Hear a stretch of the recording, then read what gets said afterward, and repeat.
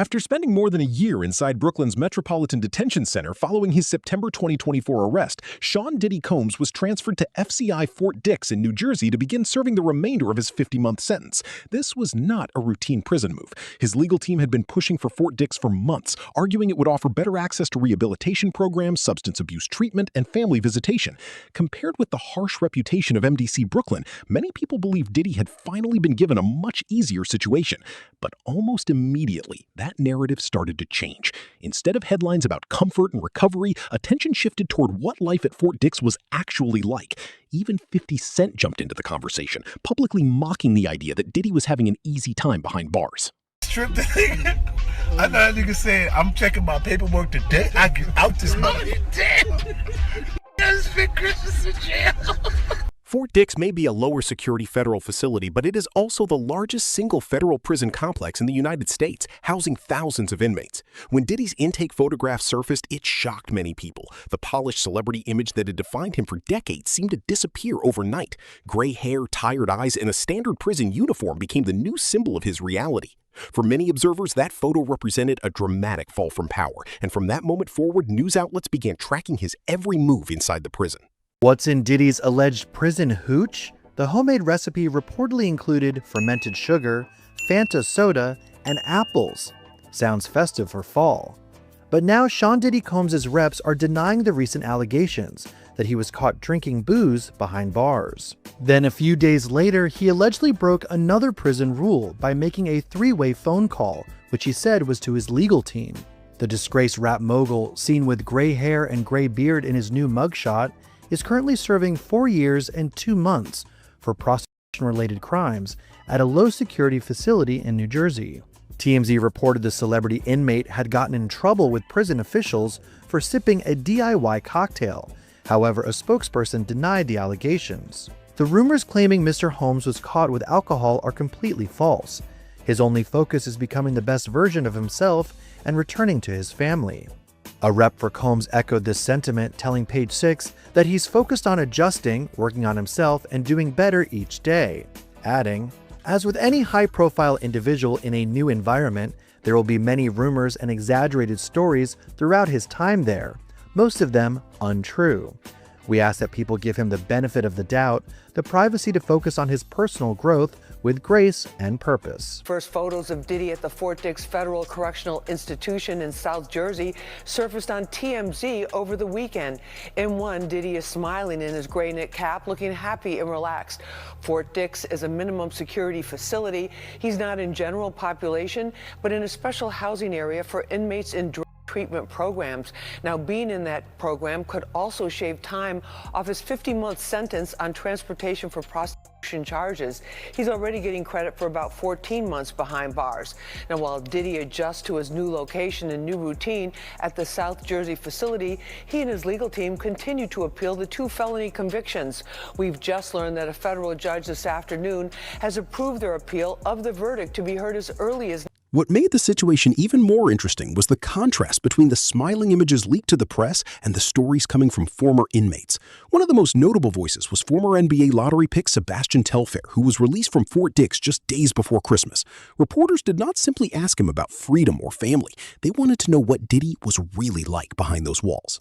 And since you've been out, how many hours? About 6 or 7 hours. Wow. So we're 6, 7. catching you fresh out. Well, you look great. Thank you. How you feeling? Thank you. I'm feeling great. I'm feeling rehabilitated. Got my mental back together. Got to see my babies today. Got to kiss all over them. I know. Oh man, I'm feeling good. I know the last time we met, you said, I want to get back home to my babies. Yes. Were you aware that you were going to come home 2 days before Christmas?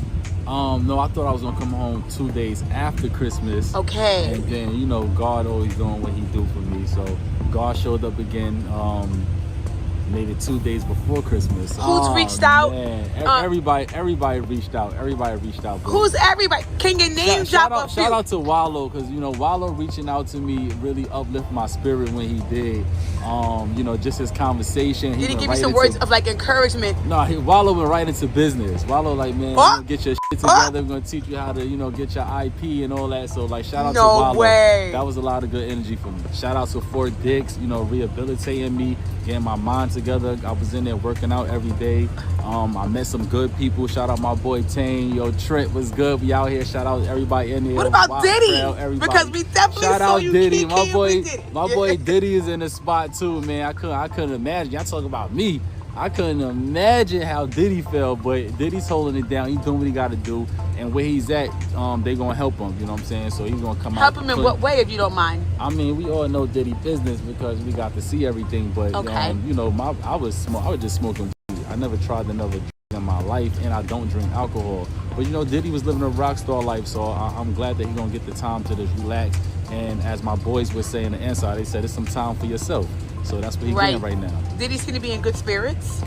Yeah, Diddy's in good spirits. He's still Diddy. He's still over there. You know, what does that mean? He's still Diddy? He's still Diddy gonna be Diddy no matter where he at. You know what I'm saying? What does that mean? I don't know. Diddy gonna. Telfair's comments suggested that Diddy was still carrying the same larger-than-life personality he had outside prison, but that personality was now colliding with prison rules. The biggest controversy centered on a reported three-way phone call involving members of his legal team and discussions connected to the New York Times. In a federal prison, phone restrictions are taken extremely seriously, so the allegation immediately raised questions about whether Diddy had already gotten himself into trouble at his new facility. Completely screwed up the first impressions part of checking into a new prison, because he is in trouble yet again.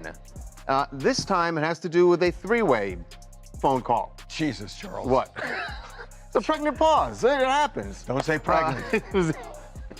Yes, a three-way phone call that is a major no-no. You cannot have three-way phone calls. Obviously, prisoners have rights to have phone calls, but you can't patch in someone else. So there have been stories out this morning that this three-way call had to do with Diddy being upset about something with the New York Times, or wanted to somehow get in touch with the New York Times. Wanted to give them a statement. And that he had a publicist or somebody on one and somebody else. We have now confirmed, I've got some information here. Number one, there was a three-way call. It was a personal call involving two family members. It had nothing to do with an article. It was a personal call with two family members, and he, according to this one source who is directly connected to Diddy, just didn't know about the three-way call restriction. So that's what this was about. Less here than meets the eye. So was that family member going to give a statement to the New York Times, or is the New York Times It was not about. cover? It was not about an article. It was a purely, quote, purely personal matter. So the New York Times part, Derek, is in the documents, right? Yes, but I think this also dovetails with something else in the documents, which is about the three-way call being about family visits, and it could be that phone call, right, where Diddy apparently said bring $200 worth of singles, and that could be an infraction as well because you're not allowed to bring paper currency. You can only bring coins for the vending machine. So now this is all starting to dovetail. That this three-way call didn't have to do with a New York Times piece and wanting to put a comment in. It was probably about bringing money, because I do know something else, by the way, that, this is interesting, that two of the baby mamas were visiting Diddy, and that when we published the story, which we're going to talk about in a minute, that he had been cited for drinking alcohol, that they were on their way to see him, and they let Diddy see them a day or two later. So this all kind of makes sense. This was a personal. According to reports, the punishment was significant: 90 days without phone privileges and 90 days without commissary access. Yet even as those reports circulated, Diddy's children continued posting messages of support online, calling him a loving father and expressing how much they missed him. Those emotional posts generated sympathy from some fans, but former associate Gene Deal saw them very differently. He argued that Diddy was using his children to influence public perception and gain sympathy during one of the most difficult periods of his life.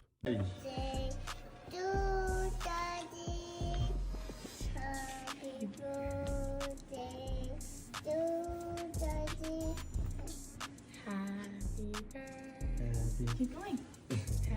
Happy birthday to Daddy. Keep going, love.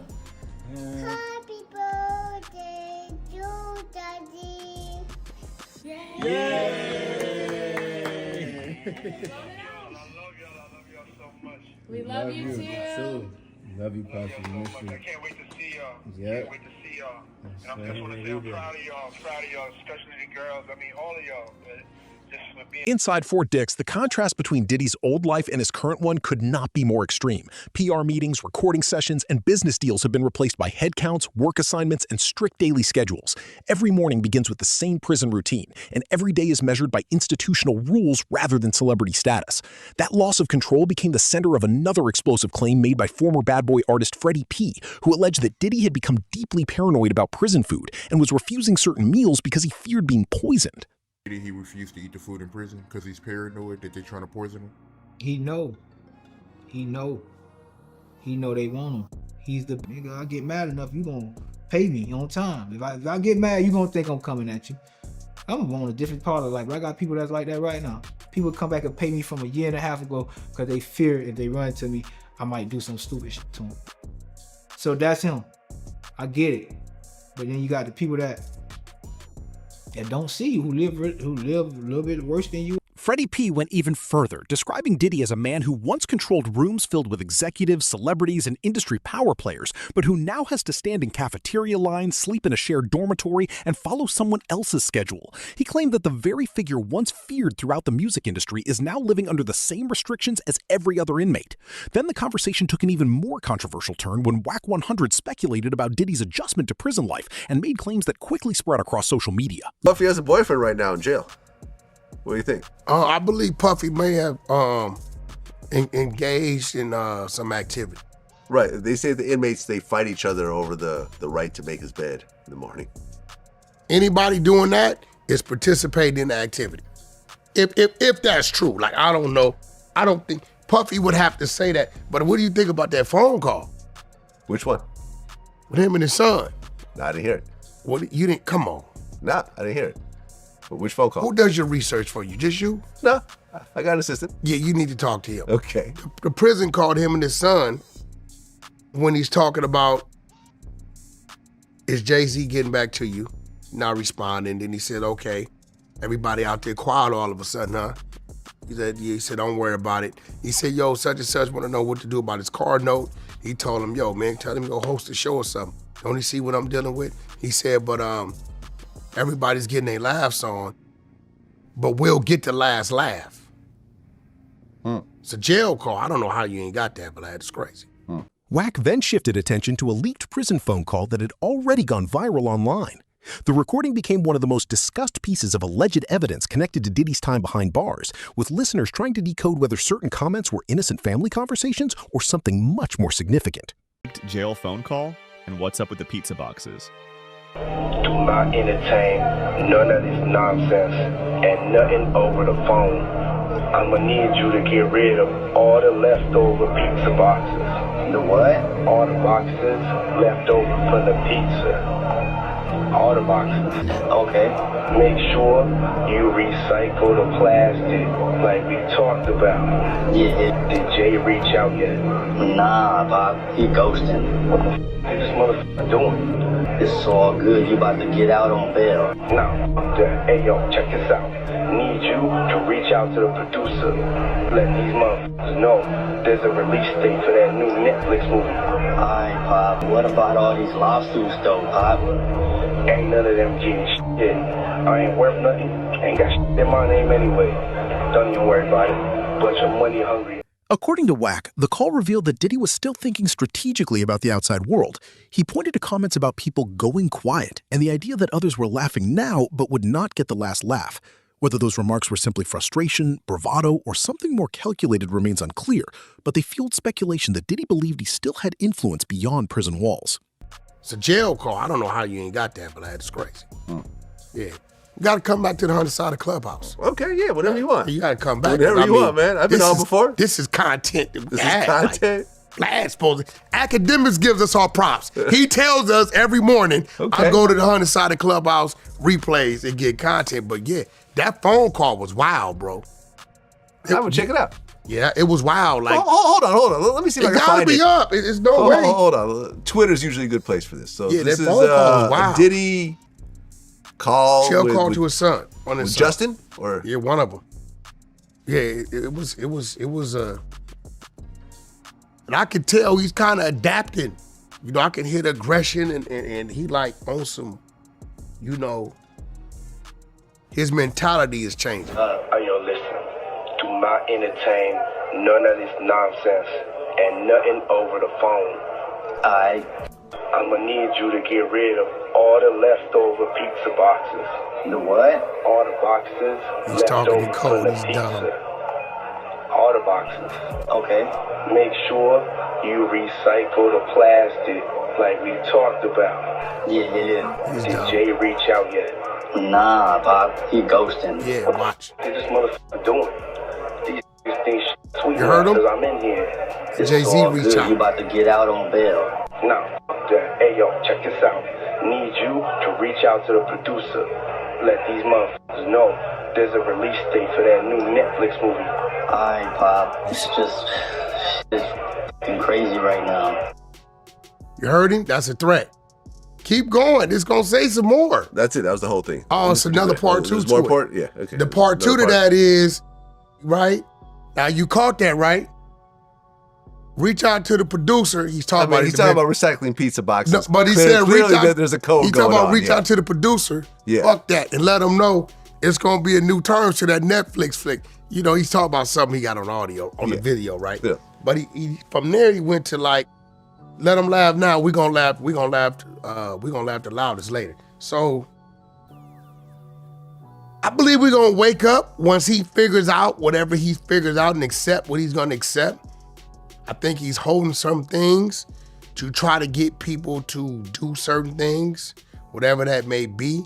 I can't see it being financed just yet, but me and you both know at least 60% of whatever he has going on needs to cut back, should have been cut back to ready and prepare himself for lawsuits and just legal. Of course, much of Wack's interpretation is speculation, and none of those claims have been proven. What is undeniable is that prison can be psychologically brutal, especially for someone who spent decades at the center of fame, wealth, and power. Gene Deal took that concern to its most dramatic conclusion, saying he does not believe Diddy will make it through prison alive. I'm telling you right now, D was just collecting money for niggas. You know what I'm saying? Yo, man, we got to make sure because he want to kill himself. He going to kill himself. Diddy had that pace and he had that look in his face that he know something may be wrong or they may have something on him. Because they took things out of there. We may not have seen what they took, but they had bags and boxes of stuff that they took out of there. So he knows, he's getting a play-by-play of what's going on. And even back then, doing that City College, when he was fired from Uptown Records, he was making statements about doing himself. For supporters, Diddy's sentence is a chance for rehabilitation while his appeals continue through the courts. For critics, the bigger question is not whether he can survive physically, but whether he can endure the mental pressure of losing the control that defined his entire career. So, what do you think? Will Diddy make it through his prison sentence, or is the psychological battle behind those walls the real challenge? Let us know in the comments below.